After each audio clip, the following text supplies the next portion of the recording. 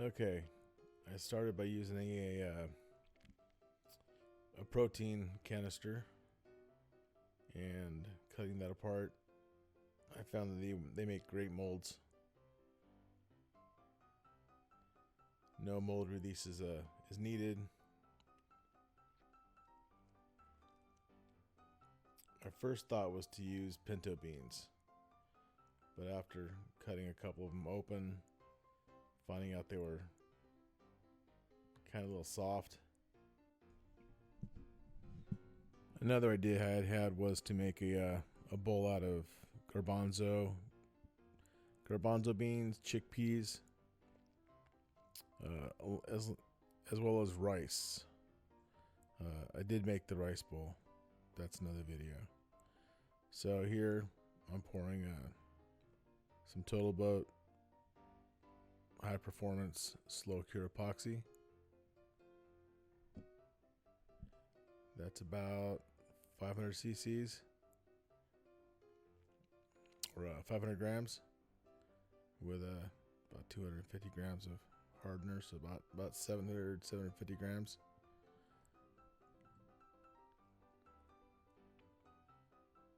I do make sure to mix that for a solid 2 minutes.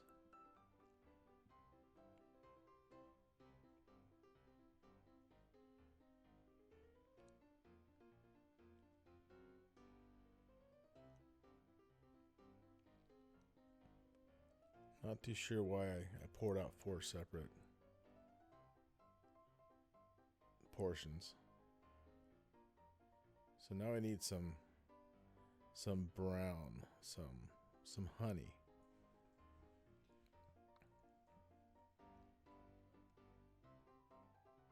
Of course, I didn't have any brown, so I made some.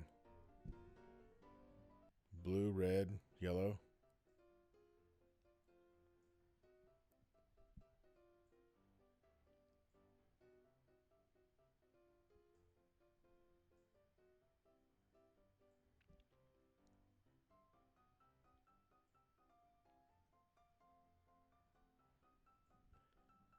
Tested that on a white background. Looked pretty good. A little dark. So let's thin it out a little bit.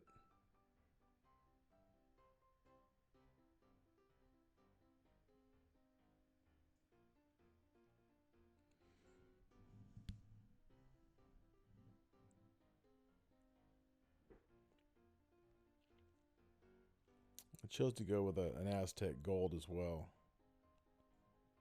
I typically I like to use 2 to 3 colors, maybe a little clear with it. In most of the stuff I do, you'll see I use a lot of colors.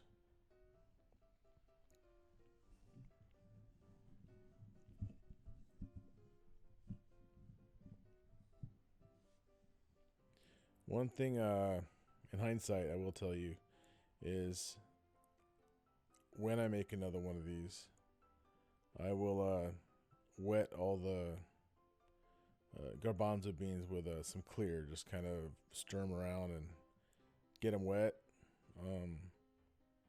At the end here, you'll see me kind of stir them up a little bit, poke them. I was definitely worried about having some dry air pockets.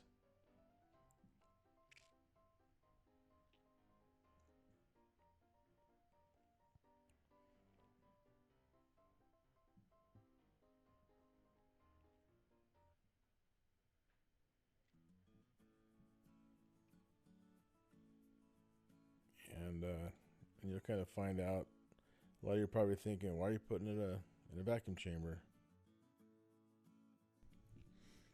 I just wanted to make sure I got any air between the garbanzo beans out.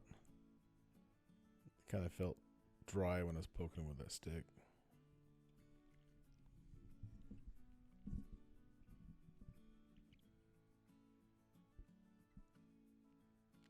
Kind of seems like a waste of that big pressure pot for such a small project, but it does allow me to put multiple projects in there at one time. So as you can see, there was another one in there. That's the rice bowl. I do charge it to 50 psi, let it sit overnight. And typically in the morning before I go to work, I open it up and see what it looks like. So let's open her up.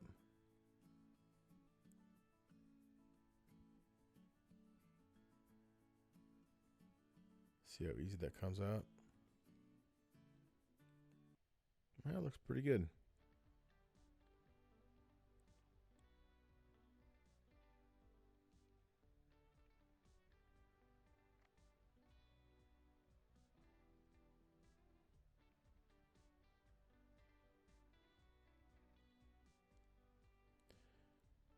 You'll see me grab that, have a couple blocks of that spalted cypress.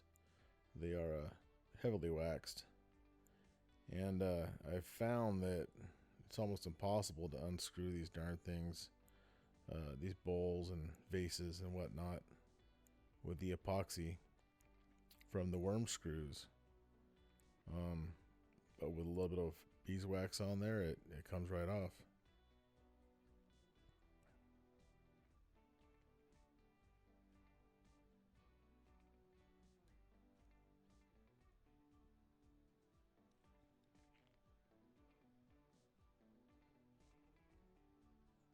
A little bit of tailstock support. I just wanted to put a little extra notch in there to drive that in there.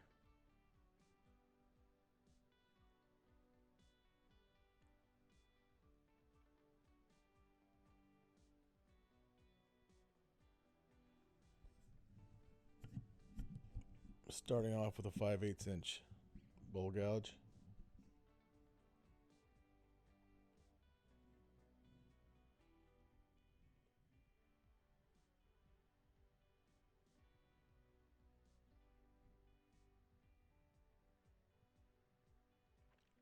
It's probably spin up to about 850 RPM.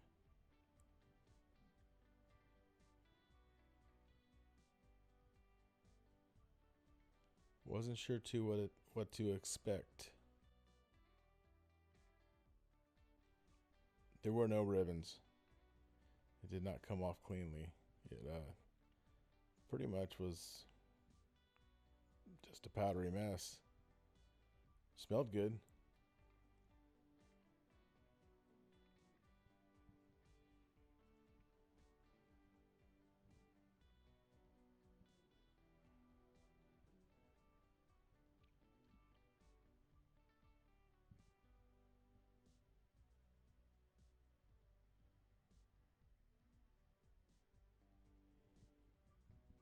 Wasn't too sure what type of shape I was going to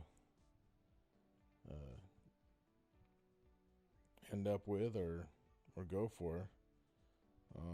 As a lot of my projects go, they just happen. I kind of come to the conclusion that with the resin and the wood, it's like a conversation that's kind of one way. The wood kind of says, "Hey, I wanna do this," and you say, "Okay." So with problems with chip out and whatnot with this, it kind of led me in this direction.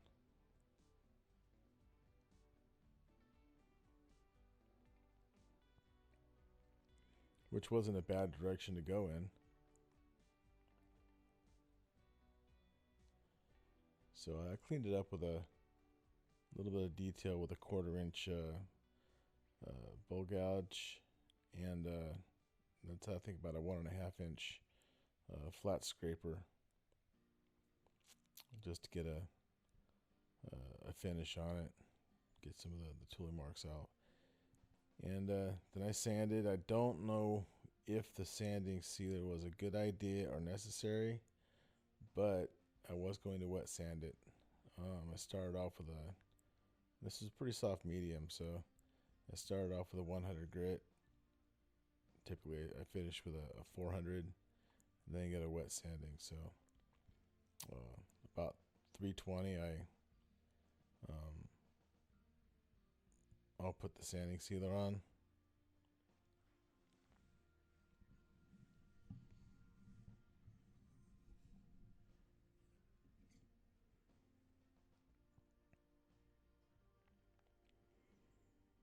So I did decide to use some mineral oil to wet sand this.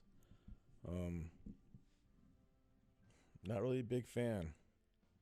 It's kind of sticky. But I felt as though using water would soften up the garbanzo beans and might make them mushy, so I stuck with the mineral oil.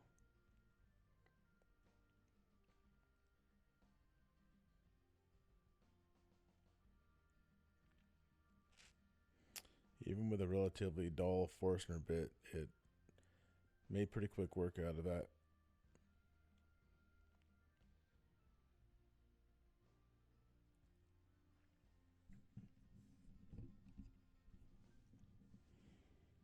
This is a 15 millimeter square carbide cutter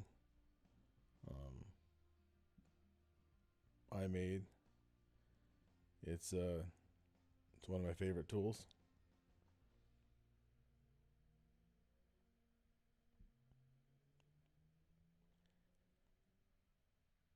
It just takes material out.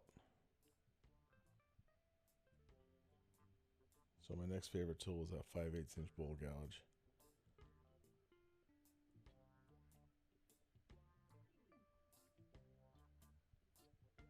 I chose to follow the outside profile of the that lip and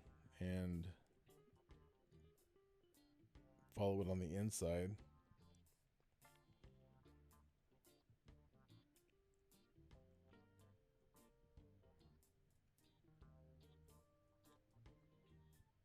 Then kind of went around the edge and hollow formed out the inside a little bit.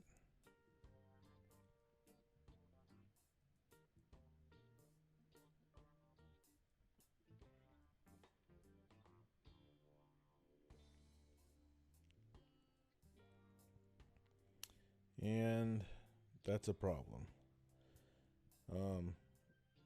Not my first bowl, probably not my last, but yeah, I got a little thin on the bottom, so it broke out. So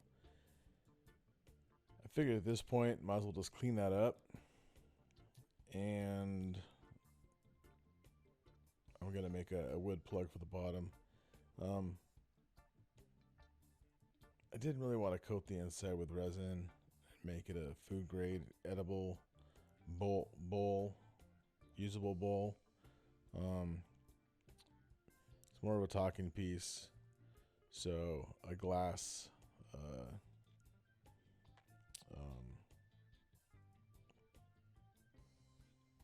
bowl on the inside to hold the hummus would have worked just fine. So here we go, wet sanding the inside and polishing it with brown rouge.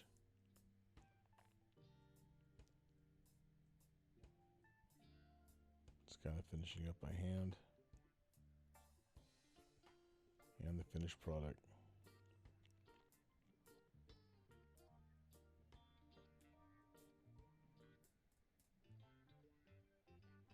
Well, I hope you enjoyed the video.